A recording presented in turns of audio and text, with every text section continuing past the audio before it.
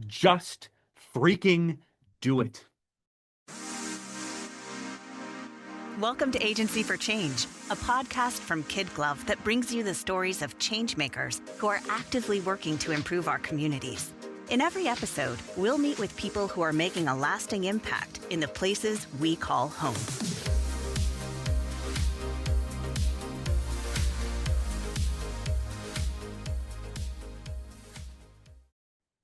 Hey everyone, welcome back to the Agency for Change podcast. This is Lynn Weinman, President and Chief Strategist of KidGlov. So I want to say, buckle up, friends. This episode is going to be high energy and it's going to be a whole lot of fun. My guest today is my friend Patrick Kirby. He is the founder of Do Good Better Consulting and the living embodiment of caffeinated enthusiasm. He is a fundraising expert, a two-time Amazon best-selling author, and someone who believes nonprofits deserve better than burnout and budget caps. I believe that's true. Patrick, welcome to the podcast. Hi. I am so excited to be here. This has been on my calendar for a while. We have talked about it for a long time. I've drank twice as much coffee as I typically have for you. I'm very excited. Thank you so much for allowing me to be a guest on your podcast. I am stoked to be here. Oh, Patrick, I love you, man. This is why I call you the human embodiment of caffeine, because you have got all the energy, all the fun going on. I have been looking forward to this as well. And let's just dive in. Yeah. Why don't you tell us about Do Good Better Consulting? What do you do? We are a consulting firm that helps nonprofits suck less at fundraising. That is the most do. interesting description I've ever heard. It is. And the reason I say that, and I say it with love and adoration and such a desire of just, I love this sector so much, but everyone who's in this role as a fundraiser or a nonprofit leader is an accidental fundraiser. No That's one gets true. in. No one goes to college for like annual giving. Like nobody does that. Nobody has a Bachelor of Arts degree in silent auction or fund to need, raising. Thank goodness, right? Can you imagine 4 years of silent auction preparation? That would be the worst. If you It thought would 4 be. months was bad, 4 years of this is terrible. But everyone's an accidental fundraiser because someone along the line said, I love that you love our program. Thank you for being a part of our mission. We need to raise more money. And everybody goes, huh? And unless you've done it for a very long time, you just don't know what to do or how to get out of your own way. And we help nonprofits figure that out. I use the over 2 decades of experience I've been doing fundraising, boots on the ground stuff to make life a little bit more simpler and a heck of a lot more fun. I guarantee it. I love that. So how did you stumble into this? I mean, I'm going to assume you didn't have 4 years of silent auction training. No. How did you find your way into this space? So I was a politics major in college, which meant Politics. Well, there's Yep. some fundraising involved in that. Oh, there is. But I got a degree and then I was immediately unemployed because they don't tell you that when you get your politics degree. There aren't any entry-level politics jobs. There really aren't that involve the skills for a 23-year-old. So Yeah. I had the audacity to think I knew everything and I immediately ran for office. So You did. You yeah, seriously immediately ran for office. yeah. Oh So my I ran goodness. for the legislature in South Minneapolis, District Wow. 63B against incumbent Dan Larson. Oh my gosh. And You didn't even start small. Like you didn't start with no, like precinct manager or dog catcher council. You went for state legislature as a yeah, 23-year-old. yeah. Lynn, I had a degree in politics, so of course I was going to go big.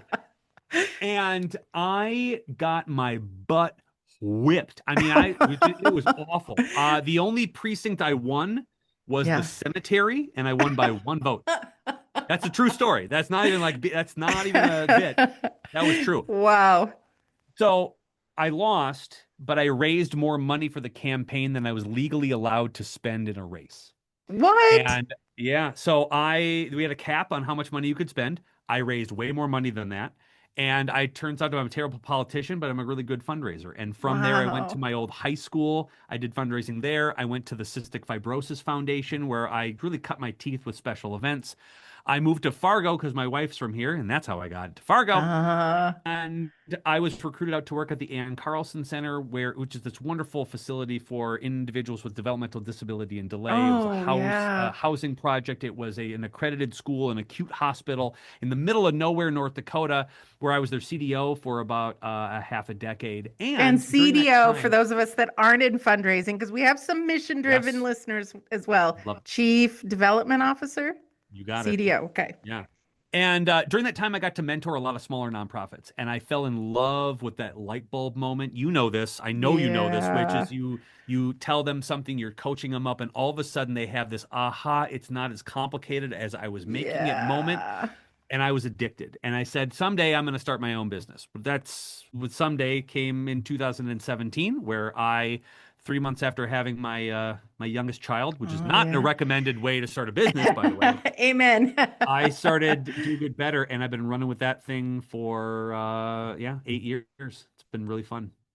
I have heard you, Patrick, talk about your wonderful wife. I started Kid Glove 3 months before my oldest daughter went to college. Also, not advisable for your entrepreneurship journey, right? No, no.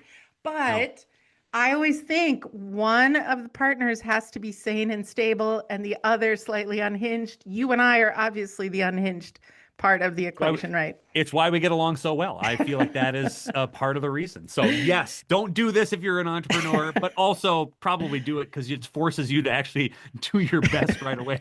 I love it. I love it. All right, Patrick, let's wind this back. You I love it. talk about making fundraising suck Yeah. less. What are some of the common challenges you see nonprofits face as they go out to raise that all important money?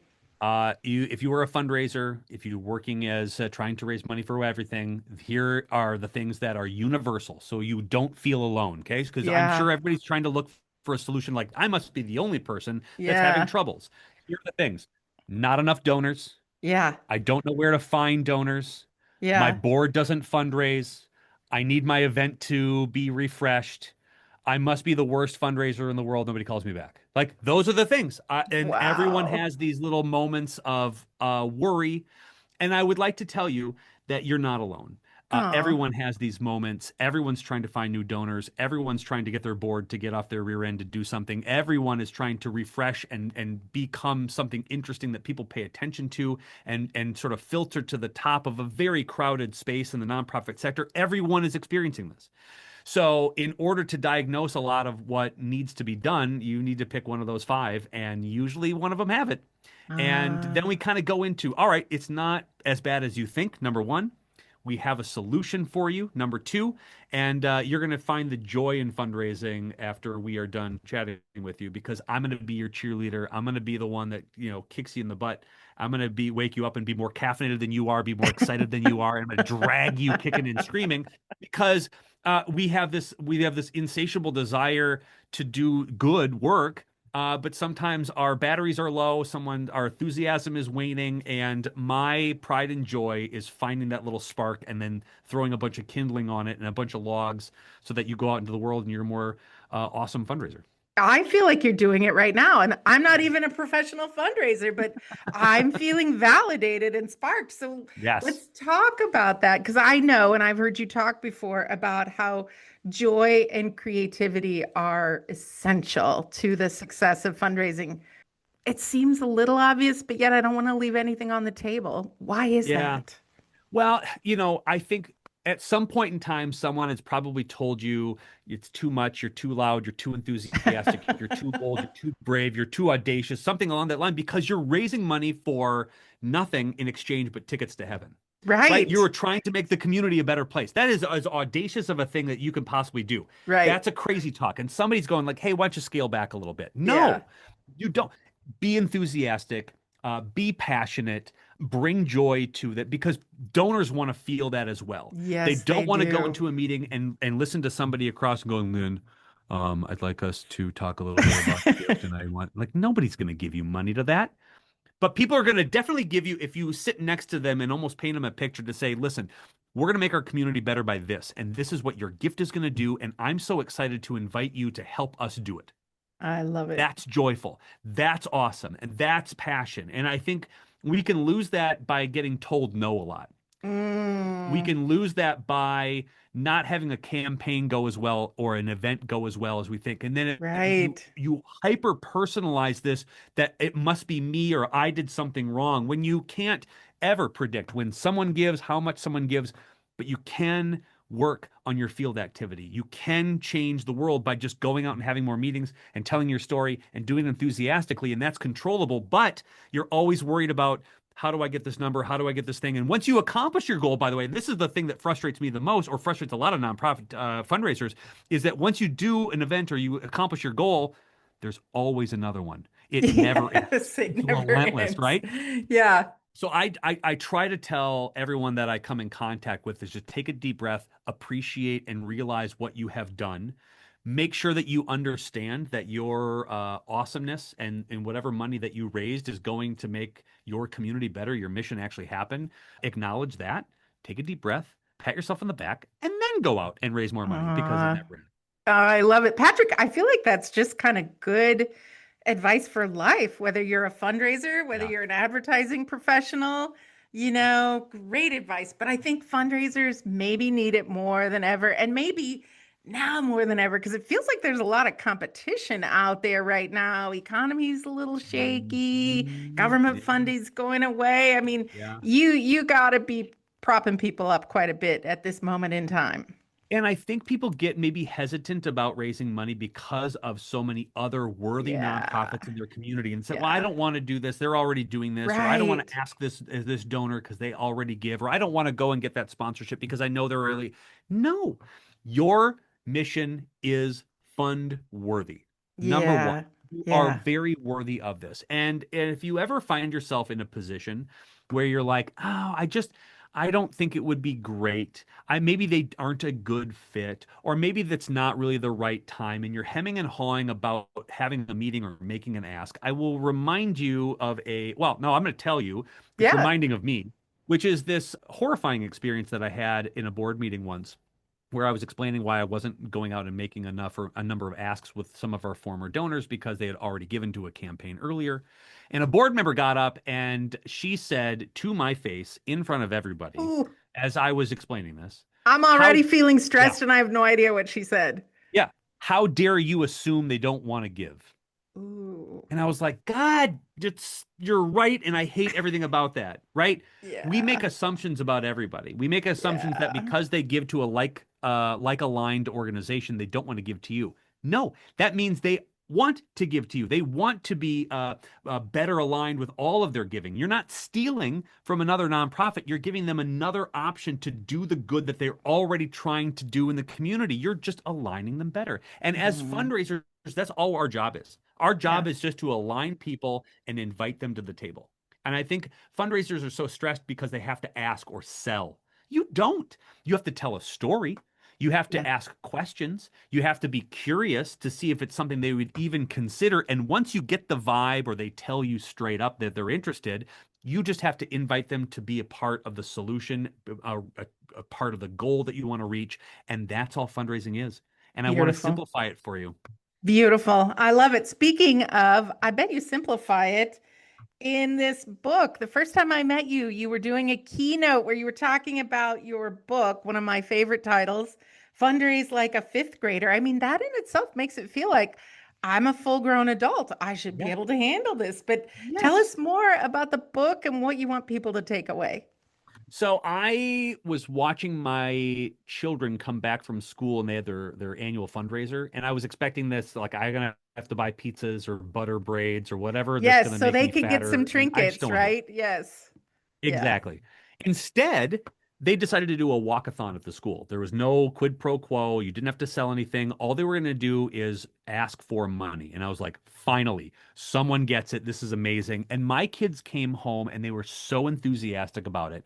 They were so excited because they understood what they were trying to do. They wanted Yeah. to raise money so that their classmates could go on every field trip, that Mm. their classmates, even if they couldn't afford lunch, would get their debt paid down They were going to Yeah, buy snacks for their homeroom teachers. They were going to buy, it became a mission-driven public school PTA fundraiser, and they I were stoked love about it. it. And And there my were no daughter, candles or wrapping paper or none, braided bread involved. no, Ugh, none. It was wonderful. So they came home and they ninja kicked their way out the door, and they went down the block and they randomly knocked on doors and they just straight up asked for cash. And I'm watching this as a professional fundraiser going, is it that simple? It is. wow. Yeah. So I wrote the entire book based on the traits that I see in my kids every single day that we probably forgot Yeah. as adults. And again, it's being absolutely audacious with your goals. It's being bold enough to ask for money. It's being curious to ask better questions. It's being honest and transparent. It's all these things that kids know that we as adults maybe skirted around, or someone, Absolutely. again, to my point earlier, told us that we were too much or too loud, or like you can't do that. And then we just as adults decided not to. So I'm bringing back the fifth grade mentality to make your fundraising life a little easier, and I wrote a whole book about it. I love it. I remember from your talk, you talked about a rule of thumb about dogs and knowing somebody's dog. Can you tell us about the Yeah. dog rule of One thumb? of my one of my mentors Yeah, told me once that you never ask for a major gift unless you know the name of your donor's dog. I love it. And that has stuck with me for 15 years. And the reason it is that you are more concerned about them as a person than you are the size of their checking account. And if you have that perspective and they understand that, and you are really authentic about that, as I want to build relationships, I want to be friendly with these human beings, and you are genuinely curious about how they could be aligned, and if they are, you're going to make so much more money as a fundraiser. You are going to be the people that go to. They're going to tell their friends about you because you make them feel like an actual human rather Yeah. than an ATM. Yep, It's yep, so yep. important, Lynn. I love that so much. You know, Patrick, it makes me think of the advertising business that we're in here at KidGlov. You have to understand the target audience. You have to have empathy for them. And Yes. I think that's why people can recognize AI generated creative because it's so boring and has so little empathy, right? And that understanding is so important. As a matter Those of AI fact, robots, yeah, those AI robots are good writers, but my God, they have no soul. they And and have and no they soul. don't. And Yep. I don't think, a robot writing large language model is very helpful to brainstorm and maybe be a junior copyright editor. That's fine. But here's what it can't do. It can't sit across the table from you and have a cup of coffee. It can't give a hug for someone who just had a loss Yep. of a loved one. It can't say thank you or write a really, really good thank you note. It doesn't think about sending people flowers when they are sad. It doesn't pick up the phone randomly because you drove past a billboard that reminds you of a donor or a partner Yeah. or a community member. That's that's what fundraising is too. Yep. And Lynn, I know you know that because you're a brand brilliant marketing brain, and you know that these things resonate with humans. And the more that we get down the road with AI and tech, the more people are going to be desperate for authenticity and face-to-face Authenticity. human I interaction. think Yes, so. Already, 100%.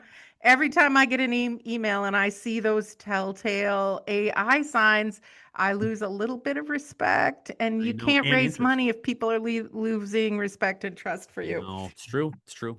All right, since you mentioned branding, I want to know about your brand, Do Good Better Consulting. I mean, that sounds pretty fantastic. Tell me how It you does. came up with that. Yeah. When I started my business, I was trying to figure out a cool name, and Yeah. everything I came up with sounded like a law firm. And I was like, this is gross. And I was chatting with somebody one day, and they were asking me about, like, what are you going to do and how are you going to start this? And I was like, I don't know. I don't know what to call it. I just know that all these groups do good in this world, and I just want to help them do better. I want to help them do good better. That's it. That's it. That's it. I'm I gonna do good better. love it. I love it. It Just very stumbled across it. authentically explains what you do, Yep. why you do it, and what the impact is. Yes. And I love that so much. So, Patrick, this episode is airing in December of Ooh. 2025. We're getting to the finish line of the end of year giving season. What's on the Mm. horizon for you and Do Good Better Consulting? Well, it is more about, like, I think about how do I get my small, medium-sized nonprofit friends Yeah. to believe that they can do Mm, great stuff? And yeah. so I'm kind of hell-bent on figuring that out in 2026. And whether it's a membership site or whether it is maybe writing another book, spoiler alert, writing another book. Oh, you said Um, you'd never write another book, but I know I I saw that. knew, I knew, I I know you knew. did. I think you Yeah. called it out early. You're like, when's the third coming out? Yeah, Yep, well, yep, yep. but it's trying to figure out a way to make sure that everyone knows and believes that they have a right to be at the table and that their Beautiful. missions are worthy. And it's probably not a great business model. I know it is. My accountant says that all the time, but it fulfills me in a way that I think figured out why I'm on this earth. And I think Yeah, it's to do something along this line is to drag people again willingly or kicking and screaming to believe in themselves that they are a I love worthy it. cause to raise as much money as possible because they're doing good work. All right. So, Patrick, for people who want to drag themselves to your content, because I know you produce a lot of content, you've got a lot of great advice. How do Mm. they find you? DoGoodBetterConsulting.com. Wow. It's an obnoxiously long email site. But it's exactly what it is. So Yeah. I'm so glad you got that URL. That's Yeah. fantastic. And everything you'll be able to find on there from blogs to podcasts to books to advice and contact Great. information and everything in between. You got it right there. Great. I am going to give you a shout out here because you have Mm. one of the best weekly emails that I read. I actually read it and look forward Oh, to it. So, for anybody out there in the fundraising or nonprofit space, sign up for Patrick's email. It's a good one. So, you have dropped a lot of knowledge today and a lot of inspiration, but I do feel like I should ask for our nonprofits that are listening, and we have a lot of them. What is one piece of advice you'd give someone who's just feeling that sense of overwhelm? so I came across a quote actually yesterday, and I want if you're okay with me reading this Please. because it because I and again it's on my phone. I took a screenshot of it just because I've been thinking about this constantly. Yeah. It's a quote. It's a quote from Steve Jobs. Oh, Okay, okay. it's most people never pick up the phone. Most Mm, people never ask. And that's what separates sometimes the people that do things from the people that just dream about them. You gotta act and you gotta be willing to fail. And this has been racking around in my brain for the last 24 hours about how we're coming up at the end of the year. yes. You probably have a list of people that you might be hesitant to call, or maybe they already gave you money this year.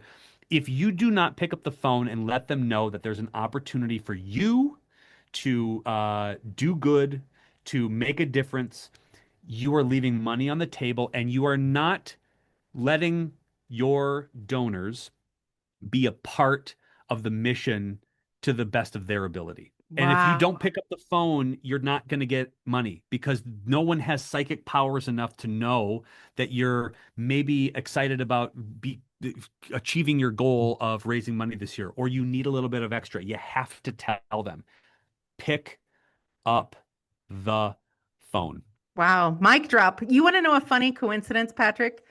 I Hmm. have that question written out here on my iPad. I almost didn't ask you. I almost didn't ask the question Dang because it. I was like, Patrick's already given us so much advice. I'm not going to ask this question. And you just proved the darn point, right? And because I'm from the Midwest, I have to say darn there. You just proved the darn I point. like it.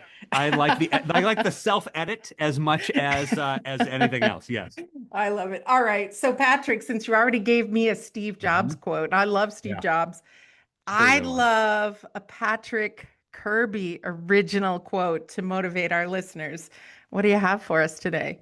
So I'm going to give you a quote, and it's something that I tell my kids all the time. We talked Okay. about the fifth grader thing, right? Absolutely. I I find that a lot of people seek answers to a lot of the fundraising questions, which is like, why, how can I get new donors? Well, go and speak a bunch of places. How do I make my event a little bit different? Well, be creative and go outside of the box and do all these things. How do I get my board to fundraise? Well, tell them that the expectation is like all of those things. You just know that you need to do that. Yeah. Uh, I would just when you are listening to this podcast and you're listening to Lynn and you're reading her book and you're getting all this information, you are at a crossroads and you still might not know what to do. And I will tell you exactly what I tell my kids is just freaking do it. If you have to, I tell them to do it for cleaning the room or just doing the dishes or taking the dog for a walk. Just freaking do it. Oh my gosh. Don't hum and haw about it. Don't bemoan the fact that you have to. You have to raise money. You have to go tell a story. You have to write that report. You have to go to a board meeting. Just freaking do it. And the hemming and hawing makes your anxiety swell. It makes your whole life a little bit more hectic because you're just sitting on it and you don't know if it's going to go well or not because you don't want to make a mistake. No one cares. Yeah. No one is thinking about you as much as you think they're thinking about you. It's okay. Yep. And no one's going to get mad and punch you in the face for asking for money. At no point in time is that going to happen. Just freaking do it. I love it. I can remember that one. I have a friend who calls that sense of dread, that sense of exhaustion you get when you worry about something. She calls it an energy leak, right? Oh, like that perfect. Sense of worry, that's an energy leak. I love that. it. Is so good, Patrick. Thank you for that. I want you to know I am inspired. I am sure our listeners are inspired. My last question for you today, as we wrap up this fantastic conversation, what is the most important thing you would like our listeners to remember about the work that you're doing? Of what I'm doing? Of what you're doing, yeah. Here's what I would like. I'm going to do a reverse Uno card on those who are listening, right? Okay. And not that I want to brag. I love bragging. It makes me feel really good. But here's what I'd like your listeners to remember is that you're doing great. I don't think you probably don't get told that enough because it's always another thing and you've got another thing to do your board and it's always another. You don't take time for yourself to give yourself a pat on the back. You don't take time to pause and acknowledge how far you have come because you're just in the thick of it. I know you are. It's end of the year. You're chaos driven. You're doing great. And no one else is out there doing your work. And no one else has a great story the way that you tell it. And there are people who rely on you and your services and the things you're doing. And it's okay. You're doing great. Patrick, I'm going to wrap this conversation up by putting a reverse Uno card on your reverse Uno card. And I'm going to say, I fully believe the world needs more people like you, more firms like Do Good Better Consulting. And I really, really appreciate you taking time for this today. You're wonderful. Thanks for even inviting me. I have a blast. And I love your face. So I was honored to say yes enthusiastically to come on. Thank you for what you do. Thanks for giving people another place to go learn and just continue to do good better. Thanks, Patrick. That's a wrap. We hope you enjoyed today's Agency for Change podcast. To hear all our interviews with those who are making a positive change in our communities, or to nominate a changemaker you'd love to hear from, visit KidGlov.com at KIDGLOV.com to get in touch. As always, if you like what you've heard today, be sure to rate, review, subscribe, and share. Thanks for listening, and we'll see you next time.